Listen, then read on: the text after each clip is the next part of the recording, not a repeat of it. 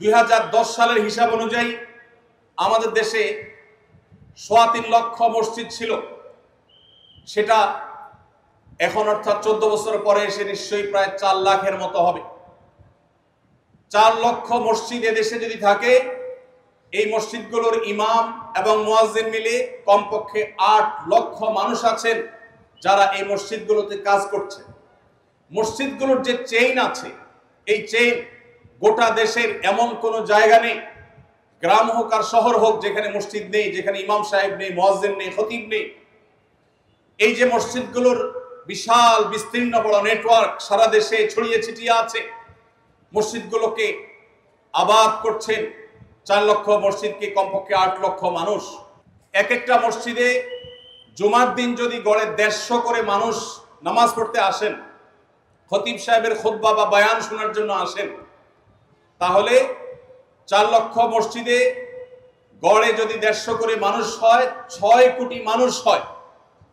প্রতি সপ্তাহে দুপুর 12:30 থেকে 1:30 পর্যন্ত এই সময়ের মধ্যে সারা দেশের ইমাম সাহেবগণ, খতিব সাহেবগণ, ওলামায়ে কেরাম, আলেম সমাজ, তারা 6 কোটি মানুষকে অফলাইনে সশরীরে উপস্থিত হওয়ার পর তাদেরকে তারা গাইড করতে পারেন, পথ নির্দেশ করতে পারেন। ওলামাদের কথা শুনবার জন্য, খুতবা শ্রবণ করবার জন্য 6 কোটি মানুষ সপ্তাহে একবার মসজিদে সমবেত হয়। শুধু তাই নয়, একজন মানুষের সারা সপ্তাহের সবচাইতে যে টাইমটাতে তিনি মানসিকভাবে ফ্রেশ থাকেন, যে টাইমটাতে তিনি সবচাইতে বেশি মানসিকভাবে উদ্যমী থাকেন, সেই সময়টাতে তিনি মসজিদে মিম্বরের সামনে বসে থাকেন। সপ্তাহের যে শ্রম থাকে, কষ্ট থাকে, সে গ্লানি কষ্ট সব ধুয়ে মুছে বৃহস্পতিবার রাতভর ঘুমিয়ে, শুক্রবারের ছুটির দিনটিতে সকালে আবার ঘুমিয়ে, ঘুম থেকে উঠে সুন্দর করে ফ্রেশ হয়ে সপ্তাহের সবচাইতে ভালো গোসলটা শুক্রবারে দিয়ে মুসলমান সুন্দর কড়কড়া মড়মড়া জামা পরে, তারপরে সুগন্ধি ব্যবহার করে তার সারা সপ্তাহের সবচাইতে ফ্রেশ টাইমটা, সবচাইতে তার যে টাইমটা মূল্যবান, যে টাইমটাতে তার মানসিক কোনো প্রেশার থাকে না, সেরকম নির্মল এবং ফ্রেশ একটা টাইম ইমাম সাহেবের সামনে খুতবা শোনার জন্য আসে। এদেশের যত মিডিয়া আছে, যতগুলো টেলিভিশন চ্যানেল আছে, যতগুলো রেডিও চ্যানেল আছে, একযোগে সমস্ত টিভি চ্যানেলের দর্শক সবচেয়ে পিক টাইম রাত 9টা থেকে 10টা যদি ধরি আমি, এই সময়ের মধ্যে সমস্ত টিভি চ্যানেলের দর্শক একত্র করলে যে প্রতিদিন রাত 9টা থেকে 10টা এই টাইমে, পিক টাইমে সকল টিভি চ্যানেলের দর্শকের সংখ্যা কেমন হতে পারে, আমার বিশ্বাস এখানে এই বিষয়ে পণ্ডিত ব্যক্তিরা, বোদ্ধারা আছেন, তারা ভালো বলতে পারবেন। আমার বিশ্বাস ইমাম সাহেবদের, খতিব সাহেবদের, ওলামায়ে কেরামের কথা শোনার জন্য যে 6 কোটি মানুষ একত্রিত হয় সপ্তাহে একবার, সমস্ত মিডিয়াগুলো দর্শক পিক টাইমে যা একত্র হয়, যত দর্শক দেখেন, সেই সংখ্যাটাকে মসজিদের মিম্বরের সামনে উপস্থিত মানুষদের সংখ্যার সাথে তুলনা করলে আমার মনে হয় কয়েক গুণ বেশি হবে সন্দেহাতীতভাবে। ভাইরা আমার, ওলামায়ে কেরামের পাওয়ারের জায়গাটা, শক্তির জায়গাটা, তাদের কাজ করবার যে বিশাল বড় সুযোগ আছে, সেই সুযোগ আপনাদেরকে উপলব্ধি করতে হবে। আপনারা চাইলে প্রতি সপ্তাহে কোটি কোটি মানুষকে অ্যাড্রেস করতে পারেন। জুমার মিম্বর থেকে যদি সমাজের গুরুত্বপূর্ণ বিষয়গুলোকে তুলে আনা যায়, জুমার মিম্বর থেকে যদি মানুষকে সততা এবং নৈতিকতার যথাযথ দীক্ষা দেওয়া যায়, জুমার মিম্বর থেকে যদি দেশ এবং মুসলিম মিল্লাতের কল্যাণে যদি গাইড দেওয়া যায়, তাহলে এই দেশের চেহারা বদলাতে খুব বেশি সময়ের প্রয়োজন হবে না। ওলামায়ে কেরামের যে কাজ করার অপরচুনিটি আছে, ওলামায়ে কেরামের যে অপার সম্ভাবনা আছে, ওলামায়ে কেরামের কাজের যে বিশাল জায়গা রয়েছে, ওলামায়ে কেরামের যে শক্তি এবং সামর্থ্যের বিশাল জায়গা রয়েছে, সেটি আপনাদেরকে উপলব্ধি করতে হবে। সম্মানিত ভাইরা আমার, ওলামায়ে কেরাম আজ দীর্ঘ কয়েক যুগ ধরে এদেশের স্বাধীনতার পর থেকে আজ পর্যন্ত মাহফিলের মঞ্চ থেকে অথবা মসজিদের মিম্বর থেকে কিংবা মিডিয়া থেকে ওলামায়ে কেরাম তাদের জায়গাগুলো থেকে এই সমাজের জন্য যে অবদান রেখেছেন, সে বিষয়ে কথা বললে অনেক দীর্ঘ সময় কথা বলতে হবে। আমি শুধু কয়েকটি উপমা দিতে চাই।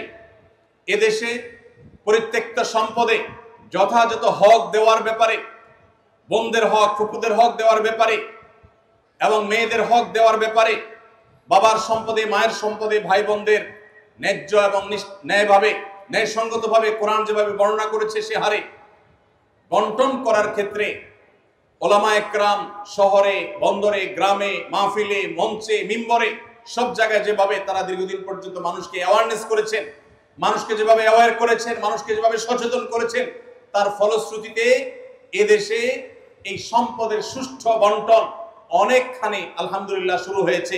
এবং এই অবদান একচ্ছত্রভাবে আমি বলতে পারি এদেশে শুধুমাত্র ওলামা একরামের কারণেই এদেশে মানুষ সম্পদের বন্টন নিয়ে যে মারামারি, গন্ডগোল, ফাসাদ, এটা যতটুকু নিয়ন্ত্রণ হয়েছে তার জন্য সবচেয়ে বড় ক্রেডিট এদেশে ওলামা একরামের। সময়তে ভাইরা, বিয়ের মধ্যে যে যৌতুক প্রথা, এই যৌতুকের বিরুদ্ধে এই দেশে ওলামা একরাম শুরু থেকে আজও পর্যন্ত সংগ্রাম করে যাচ্ছেন। এই সমাজ থেকে যৌতুককে ঝেঁটিয়ে বিদায় করার যে অবদান, এই অবদানটিও মূলত ওলামা একরামের আলেম সমাজ তারা যুগ যুগ ধরে মানুষকে যৌতুকের বিরুদ্ধে সচেতন করেছেন, যার ফলশ্রুতিতে যৌতুক এখন আলহামদুলিল্লাহ অনেকখানি বলতে পারি এদেশে জাদুঘরে উঠেছে। সময়ত ভাইরা আমার, ঠিক একইভাবে মাদক নিয়ন্ত্রণ আছে আমাদের দেশে।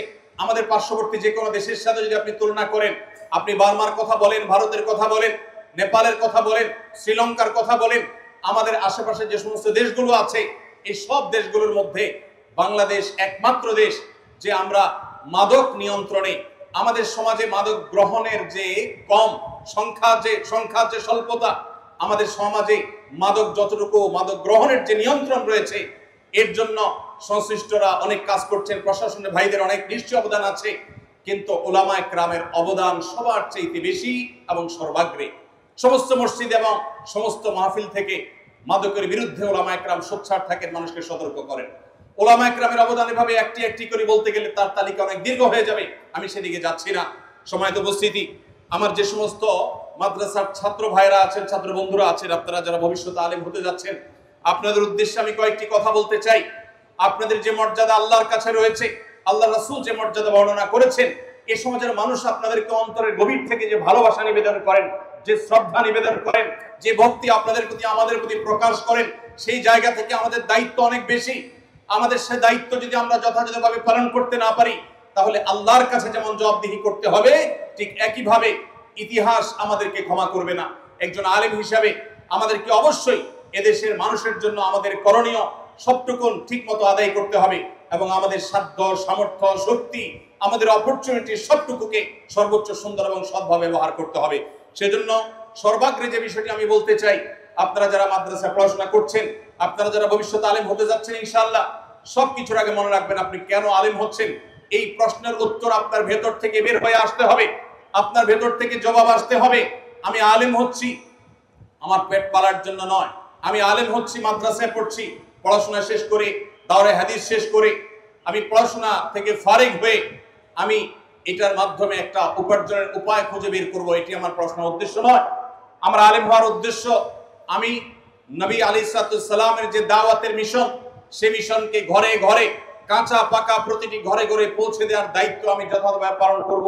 আমি একজন আদর্শ আলিম হব, নায়েবে রাসূল হিসেবে নবী করিম সাল্লাল্লাহু আলাইহি সাল্লামের আখলাকের ফেরি আমি করব। আমাকে দেখে সমাজের মানুষ সবচেয়ে বেশি তৃপ্তি অনুভব করবে। আমার অনুপস্থিতিতে সমাজের মানুষ আমাকে মিস করবে, আমার অভাব বোধ করবে, আমার জন্য আফসোস এবং আক্ষেপ করবে। আমাকে সেরকম মানুষ হিসেবে গড়ে তুলতে হবে। আমার পড়াশোনার উদ্দেশ্য, আমার ওয়াজ নসিহতের উদ্দেশ্য, ওয়াজ মাহফিলের উদ্দেশ্য, মসজিদে খুতবা দেওয়ার উদ্দেশ্য, ইমামতি করার উদ্দেশ্য, মাদ্রাসা মুদাররিসি করার উদ্দেশ্য, কোনটির উদ্দেশ্য পেট পালা নয়। আমার এই সব কিছুর উদ্দেশ্য হতে হবে আল্লাহকে সন্তুষ্ট করা। কিছুদিন পর পর আমাদের নিয়তের তাজদীদ, নিয়তের নবায়ন করা খুব বেশি জরুরি, কারণ আমাদের মূল শক্তির জায়গাটা হলো আমাদের ইখলাস। আমরা যদি ইখলাস ঠিক রাখতে পারি, আমাদের নিয়ত যদি পরিশুদ্ধ থাকে, নিয়তে যদি ভেজাল না থাকে, মনে রাখবেন উলামা একরামের এই শক্তিকে রুখবার ক্ষমতা গোটা পৃথিবীর কোন শক্তির, কোন অপশক্তির নেই। অতএব ভাইরা আমার, আমাদের ইখলাসে কোনো প্রকার কম্প্রোমাইজ করা যাবে না। কিছুদিন পর পর নিজেকে জিজ্ঞাসা করতে হবে যে আমি কেন মাদ্রাসায় পড়ছি, কেন আমি আলেম হতে যাচ্ছি। অন্য অনেক পেশায় গেলে আমি অনেক সুযোগ সুবিধা পেতাম, রাষ্ট্রের অনেক বড় বড় সুবিধা আমি ভোগ করতে পারতাম। আমি এমন এক পেশায় এসেছি যে পেশায় থাকার কারণে সমাজের এক শ্রেণী মানুষ আমাকে স্বীকৃতিটুকু পর্যন্ত দিবে না। তাহলে এরপরও আমি এখানে কেন এসেছি? কারণ আমি আল্লাহর কাছ থেকে বিনিময় পেতে চাই, অন্য কোনো উদ্দেশ্য নাই।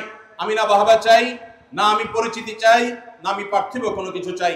এই জায়গাটা কিছুদিন পর পর আমাদের পরিষ্কার করতে হবে। আমরা সবাই জানি, আমাদের অনেক সালাফ বলেছেন, আলেম সে যে নিজের অর্জিত জ্ঞান অনুযায়ী আমল করে। অতএব কোরআন এবং হাদিস থেকে যে জ্ঞান আমরা অর্জন করেছি, মনে রাখতে হবে সেই জ্ঞানগুলোর প্রত্যেকটির উপর আমাদেরকে আমলের সচেষ্ট হতে হবে। আস-সুন্নাহ ফাউন্ডেশন, উম্মার স্বার্থে সুন্নাহর সাথে।